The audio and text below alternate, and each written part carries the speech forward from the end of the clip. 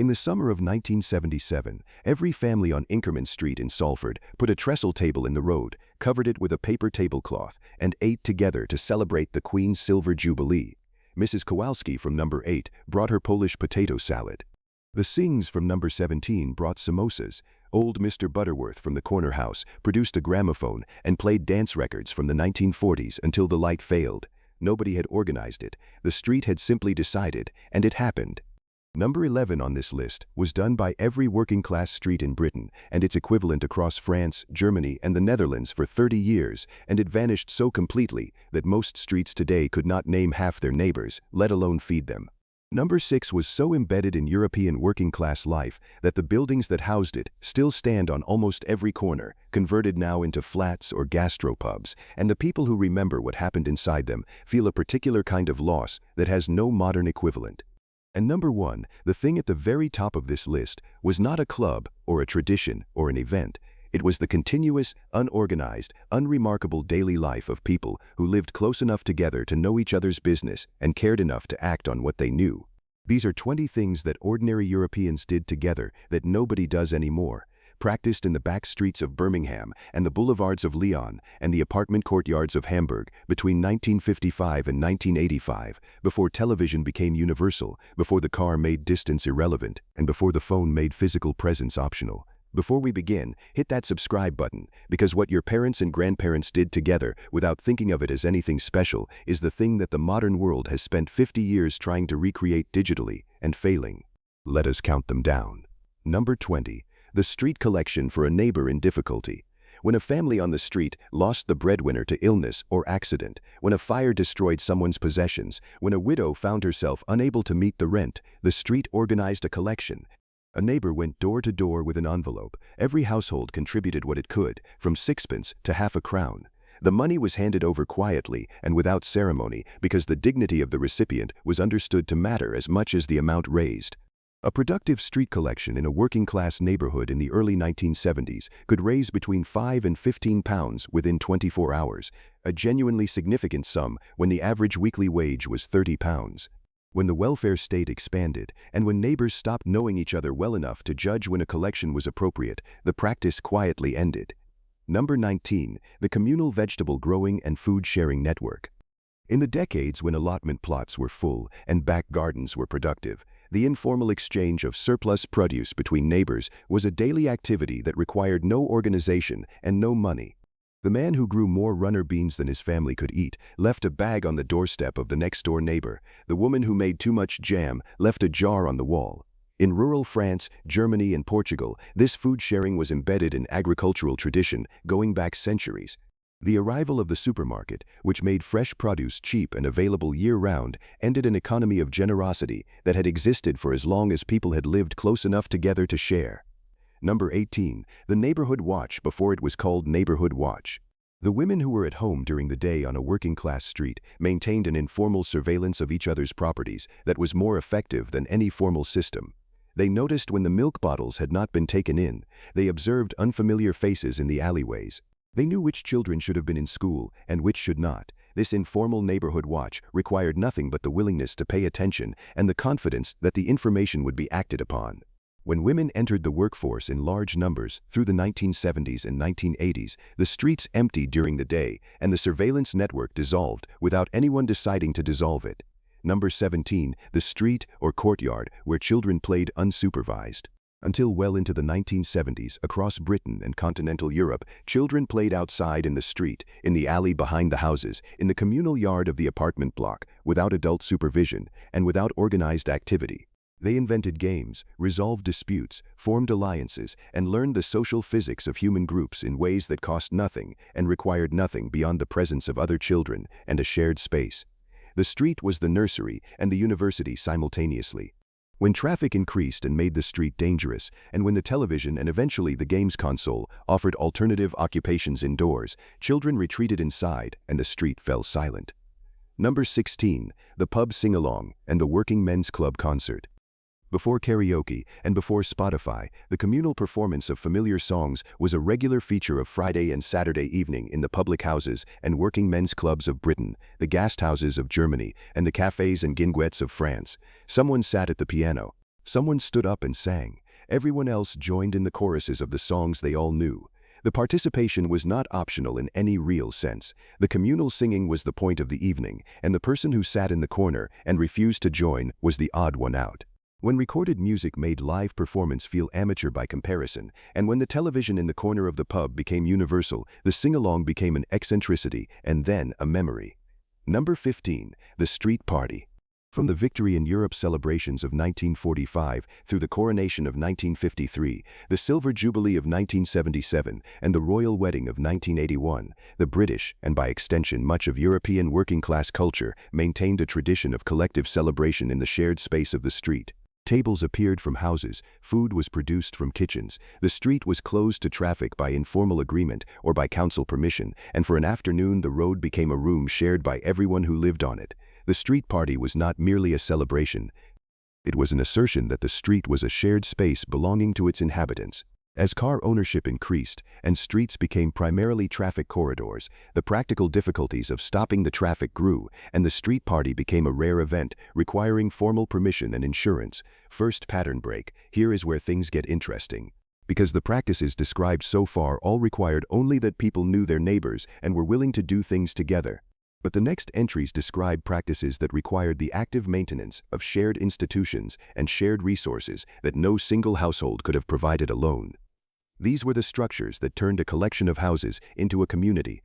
Number 14. The lending library of tools, equipment, and household goods. The man who needed a ladder for a week borrowed it from the man 3 doors down who owned one. The woman who needed a large pot for a wedding or a christening borrowed it from the neighbor who had one. The family who needed a folding table for a party borrowed it from the church hall. These informal lending networks operated on trust and reciprocity and were so embedded in working-class community life that they barely required articulation. You lent what you had because you knew you would need to borrow in return, and the man who refused to lend was marked as a bad neighbor in ways that had real social consequences. When households began to accumulate enough consumer goods to feel self-sufficient, and when the social cost of being a bad neighbor declined as communities became more anonymous, the borrowing network quietly dissolved. Number 13. The collectively maintained communal space. The alley behind the terraces, the communal yard of the apartment building, the village green were maintained not by the council alone, but by the collective labor of the people who used them. On a Saturday morning in a northern English terrace, the inhabitants of the row would spontaneously emerge with brushes and buckets and clean the back alleyway together. In the courtyards of French apartment buildings, the residents organized a collective cleaning of the shared space that was as regular and unremarkable as paying the rent. When local authorities took over the formal maintenance of public spaces, the collective cleaning habit ended and the spaces deteriorated into something that belonged to nobody. Number 12. The whist drive, the bingo session, and the organized collective entertainment. The parish hall, the working men's club, the British Legion Hall, and the community center were packed on 2 or 3 evenings a week throughout the post-war decades, with people playing cards, calling numbers, watching local performers, attending quiz nights. These organized activities required paid or voluntary staff to run them, modest attendance fees that generated income for the hall, and the collective agreement that an evening out meant being in the physical company of other people. The television, which offered comparable entertainment without requiring the participant to leave the house or engage with anyone, competed with the communal evening from the 1960s onwards and won decisively by the 1980s. Number 11. The street Christmas decorations organized collectively. Before local authorities began erecting official Christmas lighting in the 1980s and 1990s, the residents of working-class streets across Britain and continental Europe organized their own seasonal decoration of the shared space. A collection was taken up. Lights were purchased and strung between the lampposts. The decision about what to buy and how to arrange it was made collectively, and the result was a shared visual expression of the fact that these houses belonged to a community that felt something together at the same time of year. Second pattern break. This next one is where things become genuinely personal, because the practices described so far were all organized in some way, however informally. But the next entries describe something that required no organization at all, the fabric of daily encounter between people who lived close enough together that their lives naturally intersected and who had not yet learned to manage those intersections by avoidance. Number 10. The over-the-garden fence conversation. Before mobile phones gave everyone a private channel that could be used anywhere, before the car made it possible to spend the entire day away from the neighborhood, the conversation that happened over the garden fence, or across the back alley, or at the doorstep when someone came to borrow something, or return it, was the primary mechanism by which the social life of the street was maintained. These conversations were not efficient, they were not goal-directed. They were the accidental encounter that became, in aggregate, the tissue of community life, and their disappearance was never recorded as a loss because it happened too gradually and too informally to be noticed until it was already gone. Number 9. The communal washhouse and laundry day. In the industrial cities of Britain, the washhouse, or bagwash, a municipal facility where women could bring their laundry and wash it in communal tubs with hot water provided by the council, was a social institution as well as a practical one. The women who met there every Monday morning formed relationships over the washboards that sustained them through the rest of the week. In rural France and Germany, the communal washhouse at the village, spring, or river was the equivalent institution where the women of the village gathered to do necessary work and to maintain the social bonds that held the community together. When washing machines arrived in individual homes through the 1960s and 1970s, the social loss was invisible until the washhouse closed and the Monday morning community dispersed forever into its separate kitchens. Number 8. The parish economy and the church as community institution. In the Catholic communities of France, Belgium, Ireland, and Southern Europe, and in the nonconformist communities of Wales and Northern England, the parish or the chapel was not only a place of worship but an economic institution. The parish credit union lent money to members at fair rates. The parish hall provided cheap space for community events. The parish charity distributed food and clothing to families in difficulty. The parish network connected workers looking for employment with employers looking for workers. When secularization progressively emptied the churches from the 1960s through the 1980s, the economic and social infrastructure they had supported went with them, leaving gaps that formal state services have never fully filled. Number 7. The collective care of the elderly and the chronically ill. Before social services departments and care homes became the default response to the problems of old age and disability, the elderly and ill members of a community were cared for by the community itself. The neighbors of an elderly widow checked in on her daily. The women of the street took turns shopping for the housebound man at the end of the row. The family that could not manage a sick member alone received help from neighbors who organized themselves without being asked. This was the operation of mutual obligation in a community that understood its members to be collectively responsible for each other's welfare. When professional social services expanded and when communities became sufficiently anonymous that the mutual obligation no longer felt binding, the informal care network contracted and eventually disappeared in most urban areas. Third pattern break. Here is where the story becomes most personal of all. Because the final entries describe not organized activities or social institutions, but the texture of daily life itself in the working-class communities of post-war Europe, the grain of the ordinary day that made individual lives feel part of something larger than themselves. Number 6. The Working Men's Club as the third space of European working-class life. The Working Men's Club was not a pub, it was owned by its members, run by an elected committee, and existed to provide cheap beer, entertainment, and social space to the people who belonged to it. A member of a well-run working men's club in the north of England in the 1970s had access to a comfortable room, a subsidized bar, weekend entertainment, a snooker table, and a community of several hundred people who recognized him by face and knew him by name, all for a membership fee of a few shillings per week. When the smoking ban arrived, and when younger generations found their social lives through different channels, the clubs closed one by one through the 1990s and 2000s, and a particular kind of social life ended. Number 5. The communal holiday in identical weeks. Before package holidays made the timing of foreign travel flexible, the holiday weeks of industrial Britain were as fixed and as communal as any other institution. Wakes Week in the Lancashire mill towns sent every family in the community to Blackpool or Morecambe in the same week because every mill in the town closed at the same time.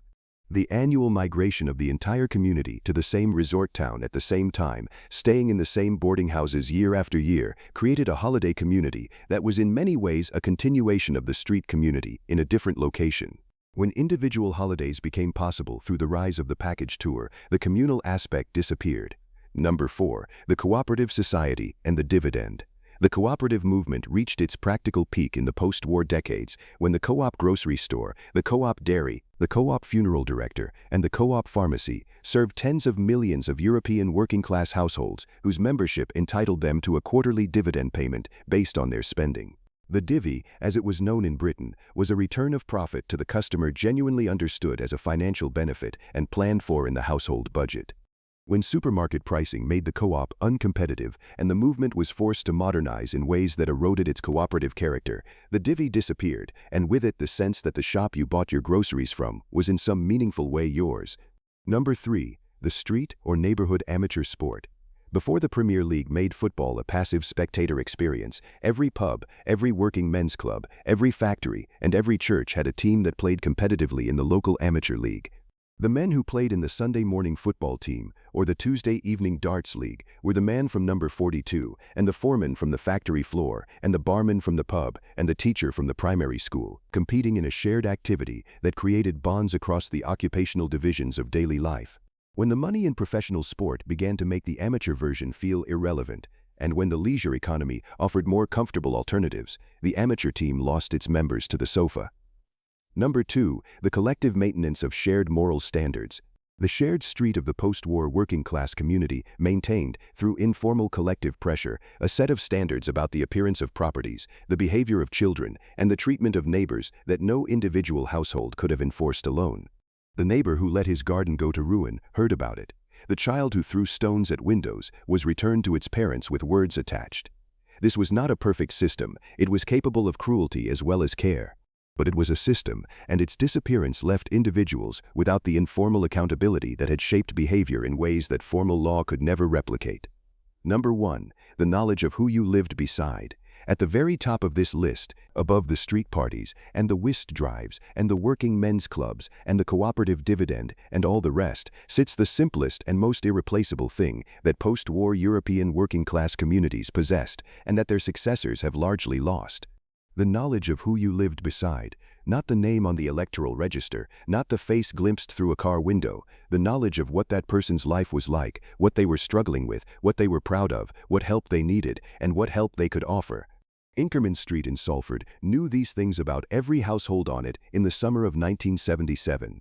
Mrs. Kowalski's potato salad was there because everyone knew she would bring it, because they had known her for 15 years.